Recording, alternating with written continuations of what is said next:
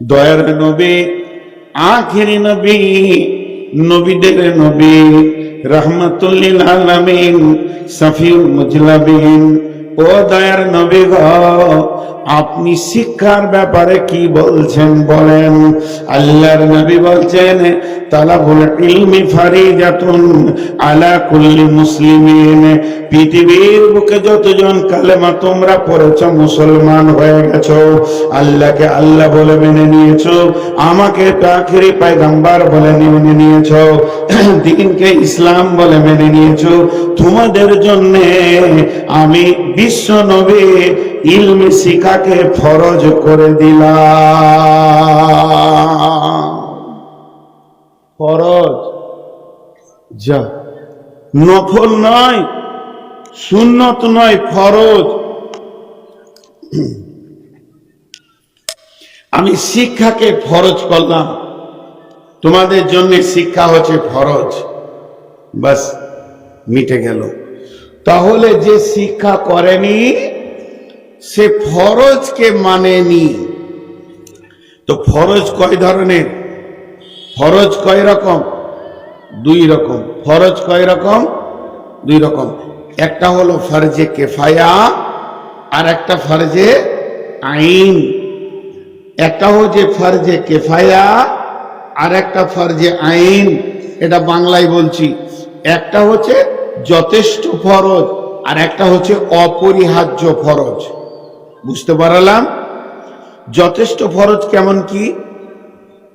কেউ মারা গেছে, ডিঙ্গেলে কোন মুরব্বী মারা গেছে, বান্দা খোলা থেকে 20-50 জন জামাতে হাজির হয়ে গেল, জানা যায় গ্রামের জন্য যথেষ্ট হয়ে গেল। চারিদিকে ধান কাট কাট মার কাজে ব্যস্ত। হঠাৎ ফোন আসছে আমার কাছে যে আমার বড় ভাইরা মারা গেছে। ছেলেরা বলছে, আব্বা আপনি যান, আমরা কাজে ব্যস্ত, খালুজি জানাজা পড়ে আসেন। আমি একাই গেলাম, পরিবারের জন্য যথেষ্ট হয়ে গেল। সকলকেই জানাজায় যেতে হবে, এটা ফরজে আইন নয়, এটা ফরজে কিফায়া। 1 জন 2 জন 10 জন 20 জন লাশটা দাফন করার মতো হলেই হয়ে যাবে। কিন্তু জোহরের আজান হলে ছেলেরা যদি বলে, আব্বা আমরা কাজে ব্যস্ত, নামাজটা আপনি পড়ে আসেন, চলবে না। যতগুলো বালেগ বালেগা আছে এবং যারা মুসলমান কালেমা পড়েছে, প্রত্যেককেই জোহরের নামাজ পড়তেই হবে। এটাকে ফরজে আইন বলে। ফরজে আইন মানে অপরিহার্য ফরজ। অতএব এখানে কাউকে তুমি যাও আমার জন্য হয়ে যাবে চলবে না, তবে জানাজাই চলবে। নদিয়ার লোককে একটা কথা জিজ্ঞেস করছি, সবাই একবার আল্লাহর হস্তে মুখটা খুলবেন। আপনাদের দিকে জানাজাতে বেশি গুরুত্ব দিয়ে নামাজিরা যায়, বেনামাজিরা যায়, না ফরজ নামাজে যায়? বেশি যায়। হ্যাঁ, বসে বসে বিড়ি খেয়েছে, জোহরের নামাজ হচ্ছে অসুবিধা নেই, জানাজায় ধরে নিলে ওগুলোকে মেরে বের করে দেবেন, নাইলে ও মুর্দা বা নেকি পাবে না, ঘুরিয়ে ভেজাল হবে, দোয়া কবুল হবে না। এগুলো বদমাস। তো যাই হোক, ওটা আমার বিষয় নয়। তাহলে শিক্ষাটা কি? কোন ফরজ? শিক্ষাটা কি ফরজে আইন, অপরিহার্য ফরজ, না ফরজে কিফায়া? 2-4 জন হলেই হবে। জি ভাই, অপরিহার্য ফরজ। তাহলে সবাইকে মৌলবি হতে হতো। শিক্ষা হলো ফরজে আইন, আবার ফরজে কিফায়া। শিক্ষা হচ্ছে ফরজে আইন, আবার ফরজে কিফায়া। ফরজে কিফায়া কি? এলাকাতে গ্রামে 2 জন 5 জন আলেম হলেই হয়ে যাবে, সবাইকে পাস করে সে সিত্তা পরে মৌলানা হতে হবে। এটা ফরজে আইন নয়, এটা ফরজে কিফায়া। এটা যদি ফরজে আইন হতো তাহলে পাবলিকরা জাহান্নাম চলে যেত, একজন জান্নাত পেত না। অতএব আলেম হওয়াটা ফরজে কিফায়া। 1 জন 2 জন 20 জন এলাকায় আলেম হলেই চলবে। কিন্তু এমন 2টি শিক্ষা আছে, এই 2টি শিক্ষাকে প্রত্যেকটা মানুষকে শিখতে শিখতেই হবে। তাতে যেমন জোহরের নামাজ প্রত্যেককেই পড়তে হবে, ওই রকম প্রত্যেককে শিখতেই হবে। যদি না শিখে তো কাবিরা গুনাহ করবি। সেটা কি? এই যে দেখছেন হলার, হ্যাঁ, সাইজ কত, কয় ইঞ্চি হবে? 2 ইঞ্চি 2.5 ইঞ্চি, খুব মারলাম। বড় যাদের তো 2.5 ইঞ্চি 2 ইঞ্চি, ঠিক না ভুল? কুইন্টলের গরু ঢুকে গেছে, সাংঘাতিক ব্যাপার। এ হলার যে কত বড় মজবুত, এতে উঁটও পার হয়ে যায়। যায় কি যায় না? কথা বলে না, যায় কি যায় না? তেমনি শুনেলেন আল্লাহ তাবারক ওয়া তাআলা দুই একটা শিক্ষাকে, দুইটি জিনিস শিক্ষাকে ফরজ আইন করে দিয়েছেন। আম্মা জান আয়েশা বলেন, ইয়া রাসূলুল্লাহ, ইয়া হাবিবাল্লাহ, আমার দয়ার নবী, আপনি আমাকে পাক হওয়া শিখিয়ে দেন, আমি কেমন করে পাক হব? বিশ্ব নবী বলেন, আয়েশা রে, তোমাকে পাক হতে গেলে শিখতে হবে কি? প্রথমে তুমি রুজিকে পাক করো। কাপড় চোপড় যদি ময়লা হয়, না পাক হয়ে যায়, সাবান দিয়ে ধুলে পাক হয়ে যাবে। কিন্তু রুজিতে যদি হারাম ঢুকে যায় রায়সা, তাহলে কি হবে? তার থেকে মাংস হবে, রক্ত হবে, হাড় হবে। এটা পৃথিবীর সাবান দিয়ে যদি সমুদ্রের পানিতেও তুমি ডুবো, আর তুমি পাক হবে না। এটা তখনই পাক হবে, সোনাকে যেমন খাদ বের করার জন্য আগুনে অ্যাসিডে দেওয়া হয়, যতক্ষণ পর্যন্ত জাহান্নামের আগুনে তোমাকে না দেওয়া হবে, অতক্ষণ পর্যন্ত তোমার দেহ পাক হবে না। এইখানে যেন হারাম না ঢুকে। এইখানে কে বসে আছে? কাস্টম। এই অফিসারটা কে? কাস্টম। পচা মাল যেন না ঢুকে যায়, চেক আপ করবে। যদি কেকটা পচা হয়, সঙ্গে সঙ্গে বলবে খাস না, পেটে গোলমাল হবে। এই জন্য আল্লাহ কাস্টম বসিয়ে রেখেছে, আছে না? ঢুকতে দিচ্ছে না। তেমনি আমার নবী বলছেন, 1 নম্বর তোমার শিখা ফরজ, এই জায়গায় যেন হারাম না ঢুকে যায়।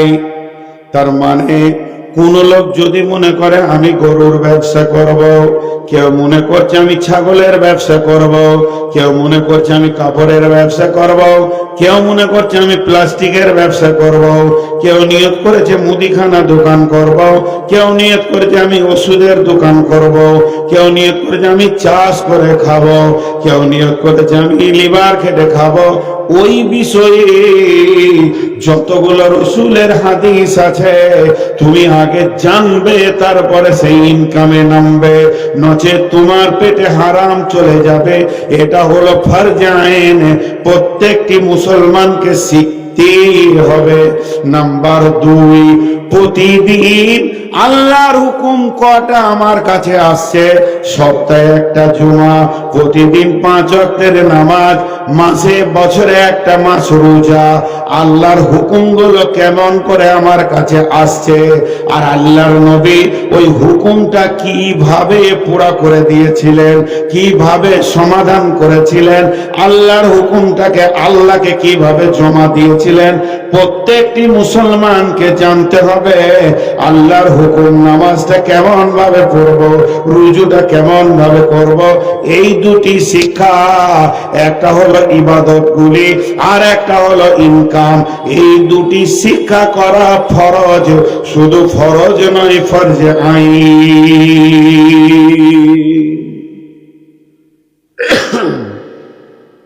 এর জন্য বিশ্বনবী বললেন, উম্মত তালাবুল ইলমি ফারিজাতুন, তোমাদের উপরে ইলমে তলব করা ফরজ, আলা কুল্লি মুসলিমিন, এই দুটা ফরজ অবশ্যই শিখতে হবে। জি, শিক্ষাকে রাসূলুল্লাহ সাল্লাল্লাহু আলাইহি ওয়াসাল্লাম কত গুরুত্ব দিয়েছিলেন। জঙ্গে বদর মদিনা থেকে 130 কিলো দূর জঙ্গে বদর, বদরের ময়দানে ইসলামের প্রথম যুদ্ধ। 313 জন সাহাবী, প্রতিপক্ষ বেঈমানদের 1000। লড়াই যখন শুরু হলো 13 জন জান্নাতি হয়ে গেল, শহীদ হয়ে আজও তারা বদরের প্রান্তে শুয়ে আছে। এবার থাকলো 300 জন। এই 300 জন ওই 1000-এর ভিতরে 70 জনকে কেটে আপনার কিনা কুয়াতে ভরে দিলেন, 70 জনকে কেটে কুয়াতে ভরে দিলেন, আর 70 জনকে দড়ি দিয়ে বেঁধে তাদেরকে গরুর মতো ডাকাতে ডাকাতে মদিনা মুনাওয়ারাতে নিয়ে এলেন এবং মসজিদে নববীর খাম্বাতে তাদেরকে বেঁধে দিলেন। 140টা চলে গেল, এখন 860 খানা ভাগা পালেলো কাফের মুশরিক। দেখেন আল্লাহ রসুল শিক্ষাকে কত গুরুত্ব দিয়েছেন। ওরা বাঁধা আছে এইভাবে, হাতকে বুকের সঙ্গে হাতকে পেছনে দিয়ে মসজিদে থাম্বাতে বেঁধে রেখেছে মুজরিমদেরকে। 70 জন বাঁধা আছে। হজরের সময় আল্লাহ রসুল আসছেন, তোদের দিকে তাকিয়ে চোখের পানি এলো। কেন? একই থাম্বাতে বাঁধা আছে রসুলের নিজের জামাই আর রসুলের নিজের চাচা আব্বাস, আর বাঁধা আছে রসুলের নিজের জামাই। তো 2 জন বাঁধা আছে। তো ওইটা দেখে আল্লাহ রসুলের চোখের পানি এলো, আরো সবাইকে দেখে পানি এলো। হজরের নামাজ পড়ালেন বিশ্বনবী।